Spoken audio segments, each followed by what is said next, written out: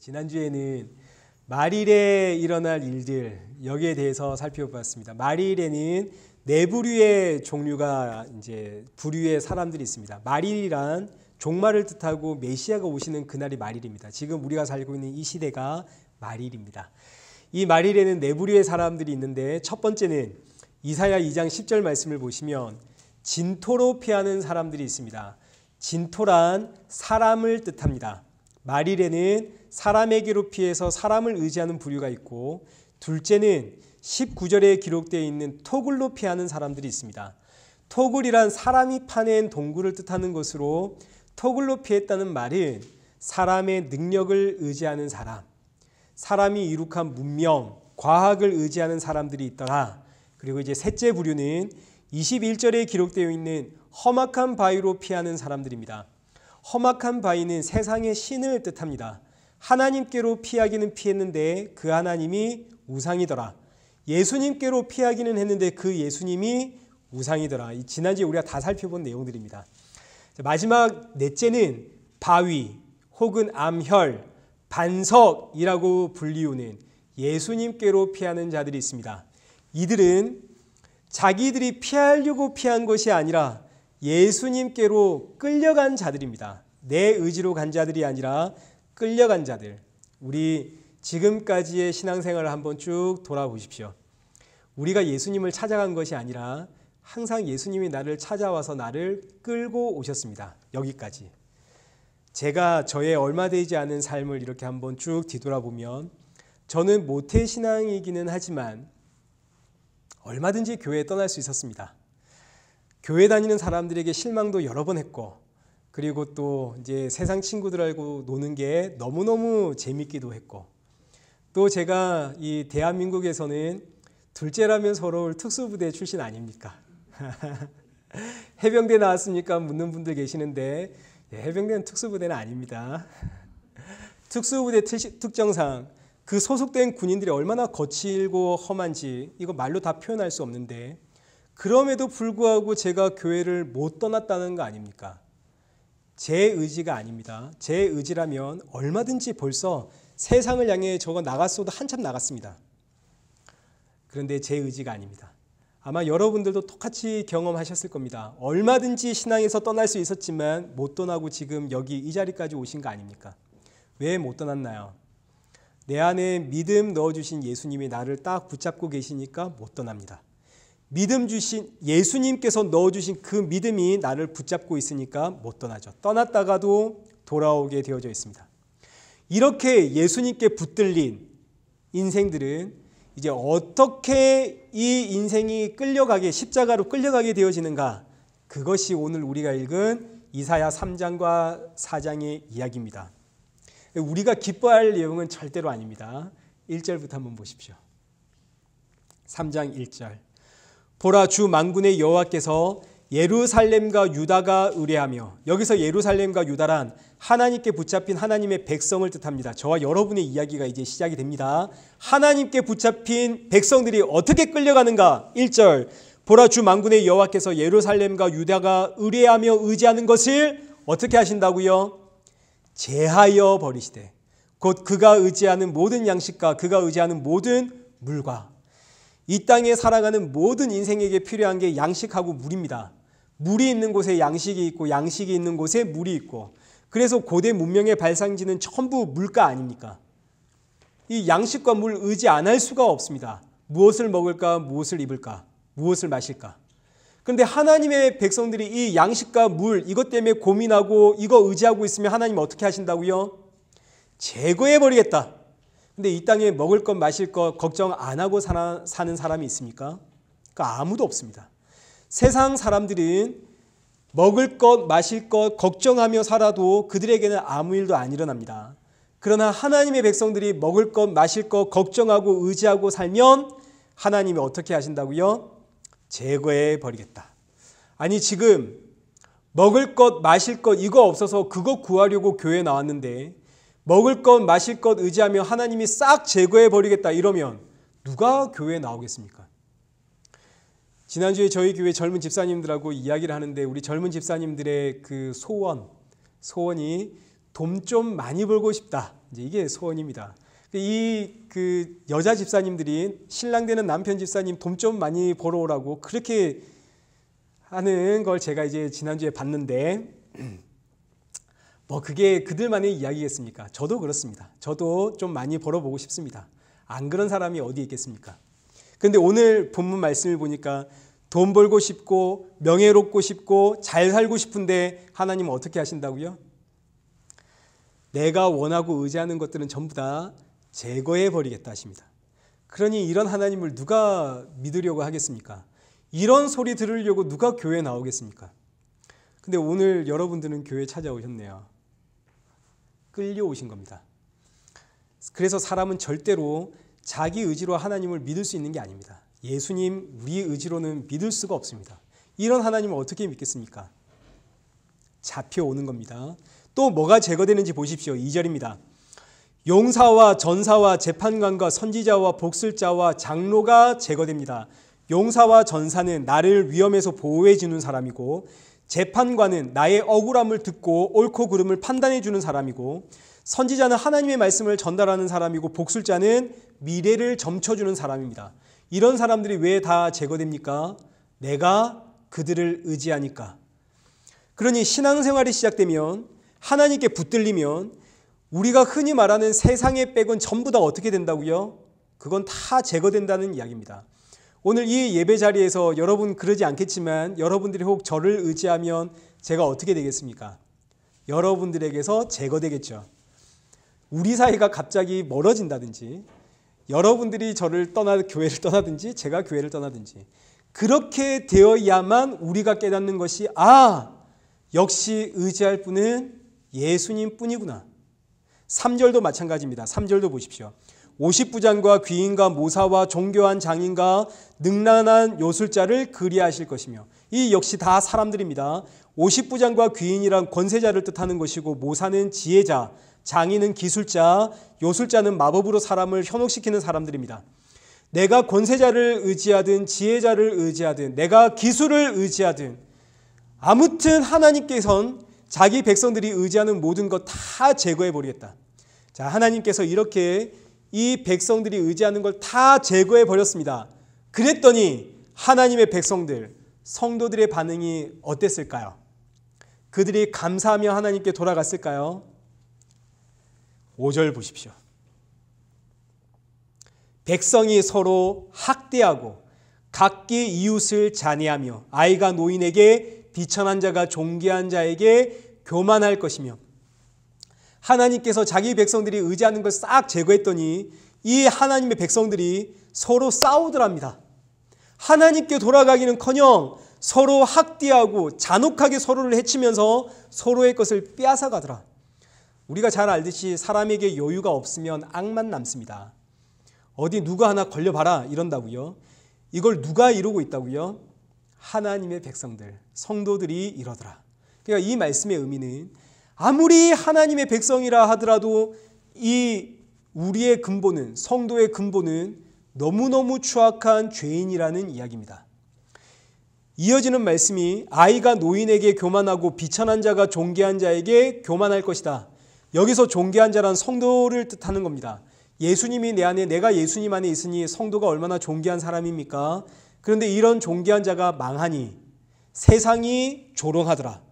이렇게 조롱을 받으면 하나님께로 돌아가야 되는데 6절 보십시오.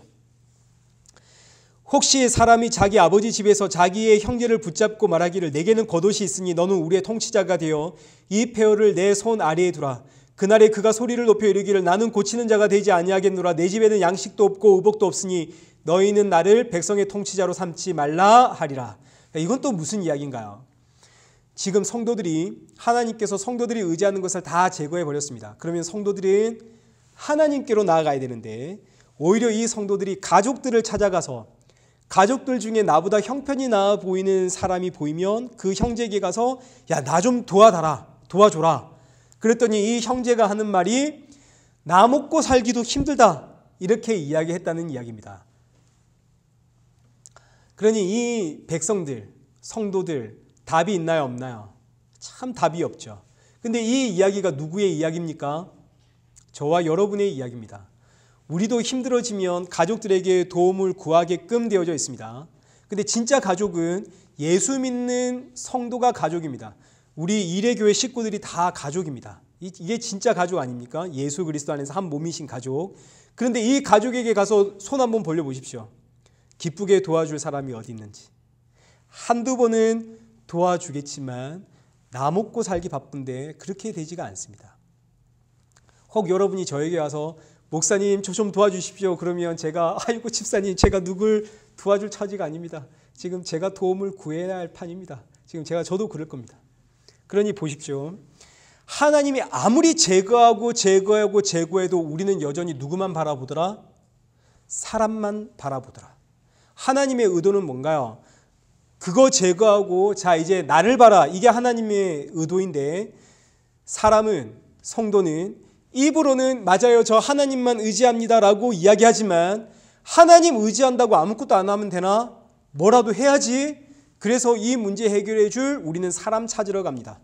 제가 지금 사람 찾아가지 마라 이런 이야기 하는 게 절대 아닙니다. 문제 해결하려면 찾아가야 되고 노력하셔야 됩니다.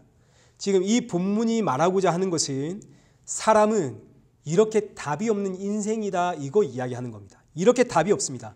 이렇게 죄악된 인생이다 이거 이야기하는 것이 아무것도 하지 말고 하나님만 보고 가만히 있으십시오 이런 이야기하는 게 아닙니다. 우리는 절대 그렇게 살 수 없는 인생입니다. 제가 하나님만 쳐다봐라 그래도 우리는 하나님만 못 쳐다봅니다. 결국은 움직이게 되어져 있습니다. 그래서 이제 우리는 8절과 9절 보십시오. 제가 읽겠습니다. 예루살렘이 멸망하고 유다가 엎드러졌으면 그들의 언어와 행위가 여호와를 거역하여 그의 영광의 눈을 범하였습니다. 그들의 안색이 불리하게 증언하며 그들이 죄를 말해주고 숨기지 못함이 소돔과 같으니 그들의 영혼에 화가 있을진저 그들이 재앙을 자취하였도다. 그러니까 쉽게 성도들의 삶은 재앙을 불러일으키는 삶이다 이런 뜻입니다.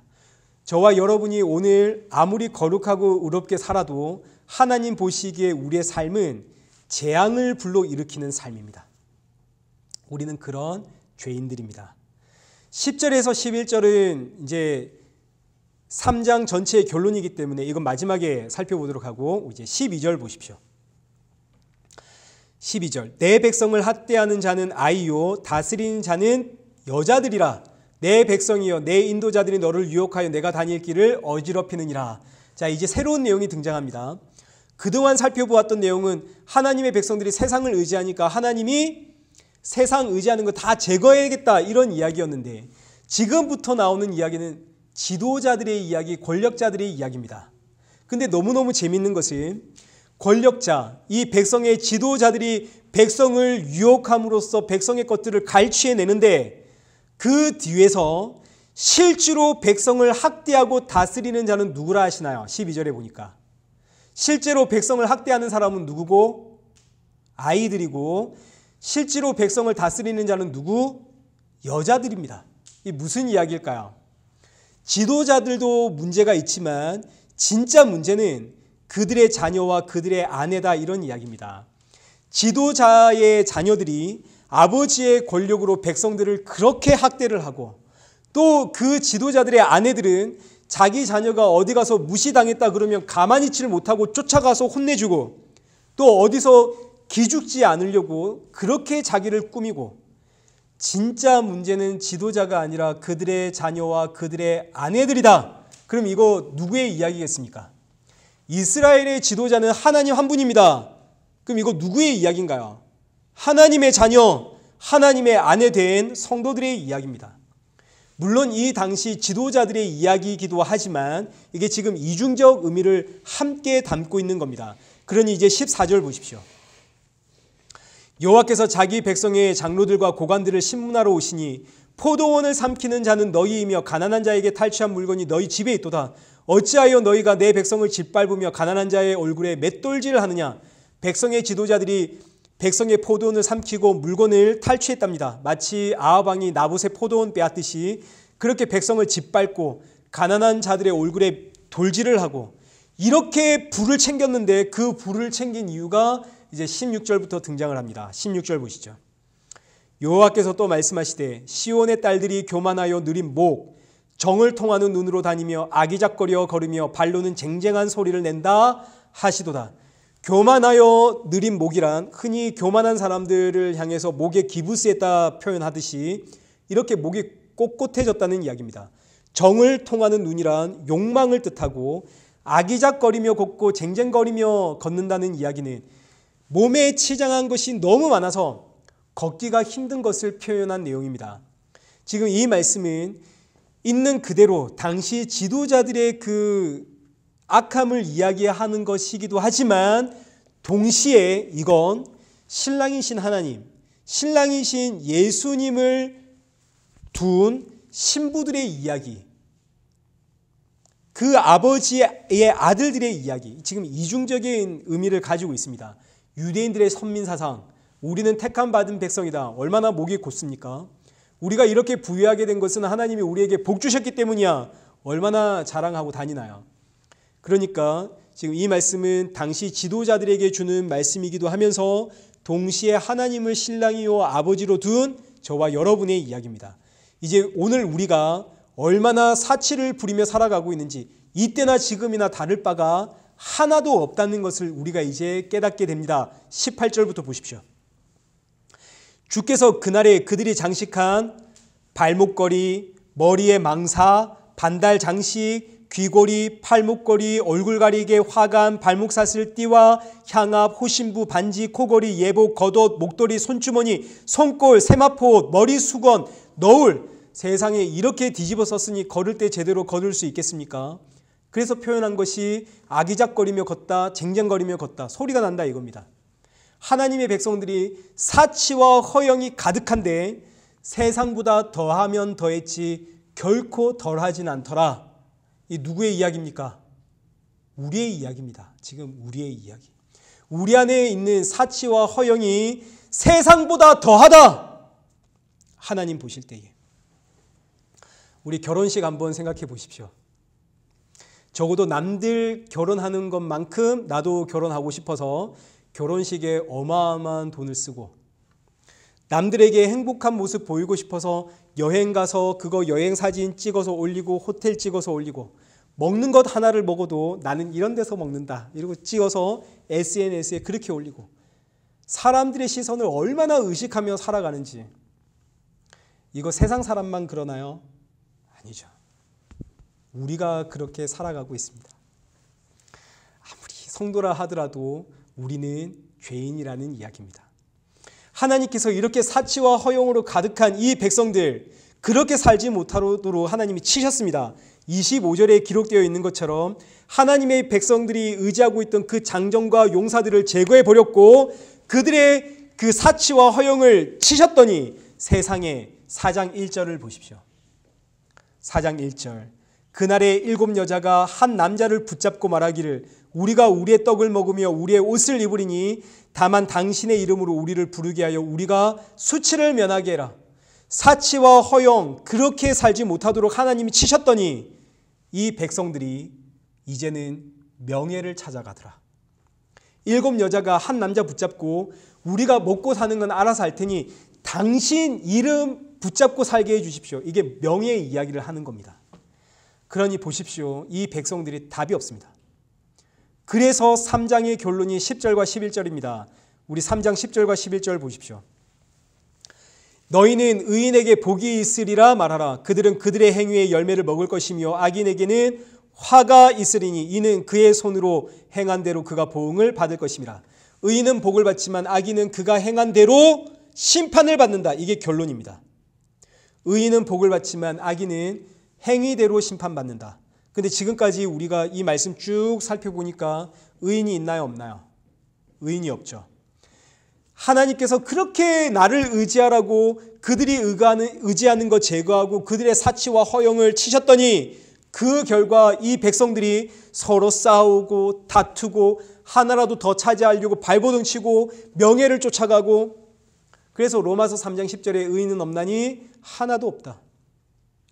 오늘 저와 여러분 다 자녀 사랑하고 있고 우리 다 이제 여자분들은 다 치장하고 오셨죠. 뭐라도 하나 바르고 오지 않았습니까? 남들 가지고 있는 것, 남들 쓰는 만큼 나도 그렇게 쓰면서 살고 싶고 폼내고 살고 싶고, 하나님이 우리가 행한 행위대로 심판한다 하시면 우리 얼마나 그 심판과 재앙이 크겠습니까? 그래서 유명한 설교자가 이런 이야기했습니다. 나는 지금 낭떠러지 앞에 서 있고 내 앞뒤 좌우에는 지옥의 입이 벌어져 있다, 이렇게 표현을 했습니다. 어디를 가도 지옥의 입이 나를 맞이하고 있습니다. 그런데 이제 너무너무 놀랍게도 4장 2절부터 밑도 끝도 없이 하나님께서 이런 자격 없는 죄인들을 무조건 구원하겠다, 복음이 갑자기 선포되어집니다. 지금 이 시대가 율법의 시대 아닙니까? 율법으로는 답이 없고 하나님이 갑자기 복음을 선포합니다. 기가 막힌 이야기입니다. 자격 없는 너희가 무조건 구원을 받는다. 우리 앞서 3장 10절에서 구원받는 자는 의인입니다. 의인이어야만 구원을 받습니다. 그럼 죄인을 의인으로 만들어 놓으려면 어떻게 해야겠습니까? 2절 보십시오. 4장 2절. 그날에, 여기서 그날이란 말일, 종말, 메시아가 오시는 날입니다. 그날에 여호와의 싹이 아름답고 영화로울 것이며 그 땅의 소상은 이스라엘의 피난자를 위하여 영화롭고 아름다울 것이며. 자, 지금 그날에 여호와의 싹이 나옵니다. 아름답고 영화로운 여호와의 싹이 나와서 3절 시온에 남아있는 자, 예루살렘에 머물러 있는 자, 곧 예루살렘 안에 생존한 자 중 기록된 모든 사람은 거룩하다 칭함을 받으리라.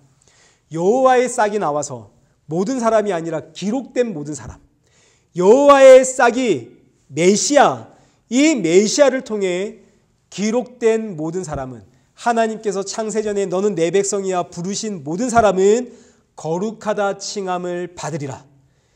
기록된 모든 사람이 거룩해지는 게 아니라 거룩하다 칭함을 받는 겁니다. 이신칭의, 거룩하다 불러주겠다. 여전히 죄인이지만 내가 거룩하다 불러주겠다. 그러면 이 여호와의 싹 메시아가 도대체 무슨 일을 했길래 죄인들을 거룩하다 불러주시는 건가요? 4절 보십시오.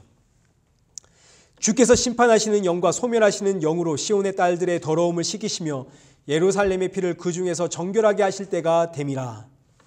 메시아가 죄인들의 죄를 심판하는 영과 소멸하는 영으로 깨끗이 씻어내겠다 하십니다. 이게 무슨 사건입니까?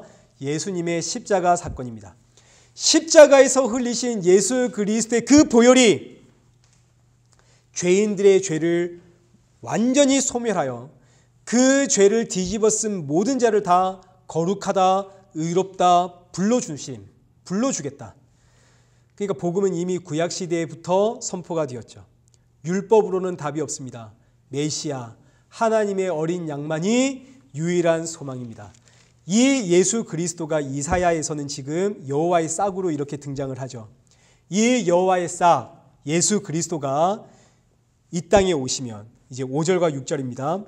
여호와께서 거하시는 온 시온산과 모든 지폐 위에, 오늘 저와 여러분 머리 위에 낮이면 구름과 연기, 밤이면 화염의 빛을 만드시고 그 모든 영광 위에 덮개를 두시며 또 초막에 있어서 낮에는 더위를 피하는 그늘을 지으며 또 풍우 피하여 숨는 곳이 되리라. 오직 예수님만이 우리의 유일한 피난처라는 이야기입니다. 예수님이 우리의 피난처가 되겠다, 이런 이야기입니다. 자, 이 말씀이 요한계시록 7장에 그대로 다시 한번 반복이 되는데 우리 요한계시록 7장 한번 보겠습니다. 똑같은 말씀의 반복입니다.